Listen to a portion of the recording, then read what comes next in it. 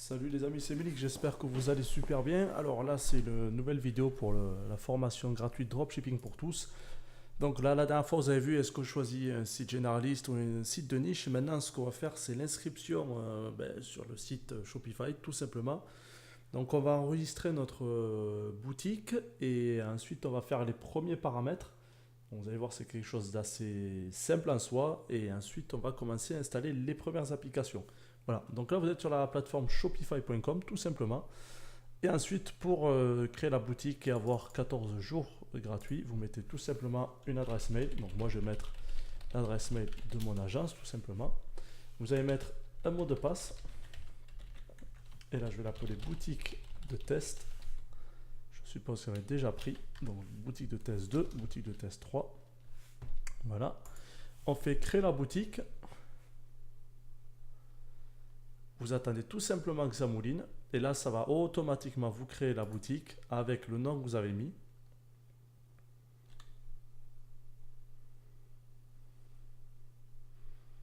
Voilà, donc là il vous demande tout simplement d'ajouter une adresse parce que pour pouvoir être payé et même pour avoir une boutique en ligne, il faut que vous donniez des informations obligatoires sur votre entreprise et sur vous-même. Donc là c'est ce qu'on va faire de suite. Donc je vais mettre mon nom, mon prénom, rue des dropshippers, vous vous doutez bien que ça n'existe pas, 75 000 Paris, numéro de téléphone, j'en mets un au hasard, site web commercial, vous n'êtes pas obligé de le mettre, vous pouvez mettre le nom de votre agence si vous en avez une, ou autre. Et là on clique sur créer ma boutique, bien entendu vous mettez vos vraies informations, voilà, ne mettez pas vos fausses informations, ça c'est totalement interdit. Voilà, et là vous tombez directement sur l'interface Shopify, donc là maintenant qui est en français, parce que du coup j'ai refait les vidéos, vu qu'il y a eu pas mal de mises à jour. Donc sur le menu de gauche, vous allez avoir un menu donc, qui va vous répertorier toutes les choses essentielles pour votre boutique. Donc la partie accueil, c'est tout ça. Vous allez avoir une sorte de dashboard, un tableau de bord rapide. Dès que vous allez avoir des ventes, ça va être ici. C'est juste un peu comme sur PrestaShop et autres, vous montrez des informations rapides et essentielles sur votre boutique sans que vous ayez besoin d'aller cliquer partout. Ici, on a l'encart commande. Donc là, dès qu'on clique sur commande, on va avoir la liste de l'ensemble des commandes que vous allez recevoir sur votre boutique. On détaillera ça plus tard. Ici, l'encart produit. Vous pouvez ajouter vos produits, vos catégories de produits, etc. etc. L'encart client, vous allez avoir la liste de tous vos clients, donc le nom, le prénom, l'adresse, toutes les informations sur vos clients. Quand vous allez cliquer sur un client ou quand vous allez regarder la fiche de votre client, vous allez voir toutes les commandes qu'il a passées et mettre en place peut-être des actions marketing pour tel ou tel client.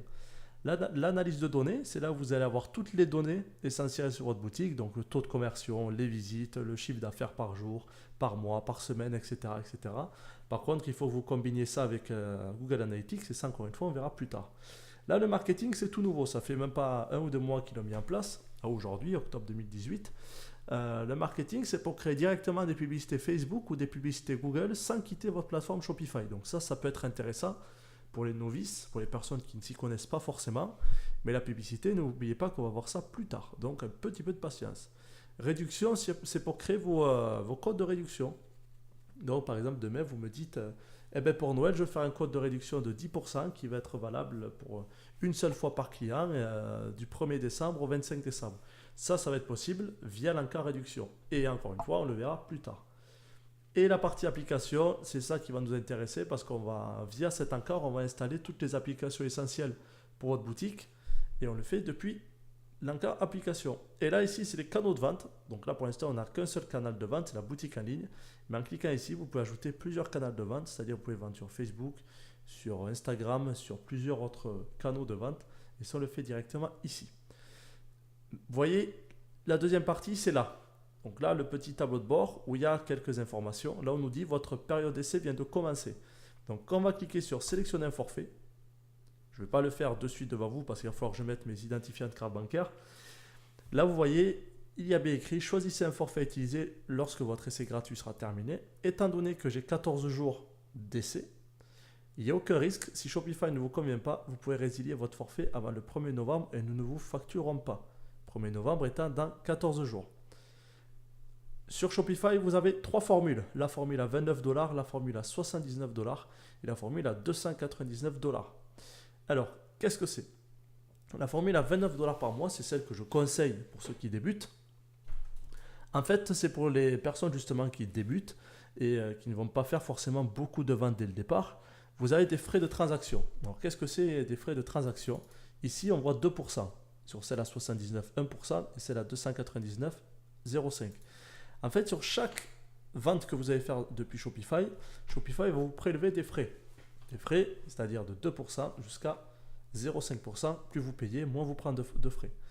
La deuxième chose, c'est les comptes d'employés. Les comptes d'employés, vous avez votre entreprise et vous décidez, on va dire que vous êtes 3, et bien vous voulez créer un compte administrateur et 2 comptes pour les commerciaux ou pour les personnes qui vont gérer la boutique et ils auront des accès différents que les vôtres avec des autorisations différentes.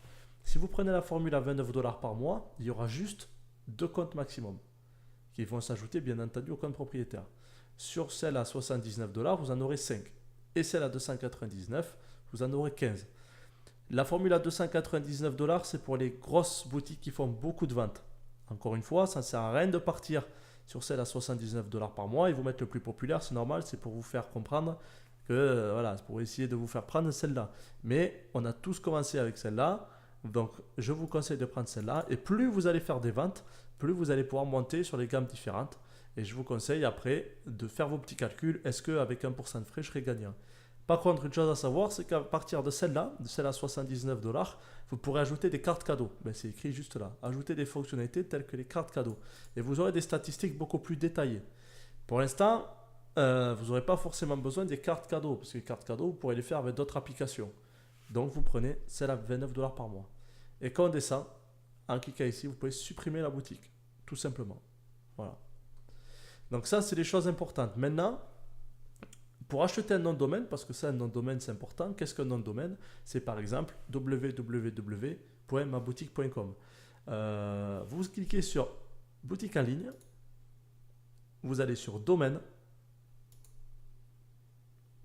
Vous allez sur acheter un nouveau domaine. De toute façon, sur ma chaîne YouTube, j'ai fait une vidéo de 2-3 minutes juste pour ça. On clique sur acheter un nouveau nom de domaine. Vous mettez par exemple ma boutique Melik, parce que je sais que si je mets juste ma boutique.fr, ça va déjà être pris, je suppose. On attend que les extensions se chargent, donc c'est bon. Et je vous conseille de prendre le .com et le .fr, tout simplement pour sécuriser vos domaines. Le .net, .org, c'est pas forcément nécessaire.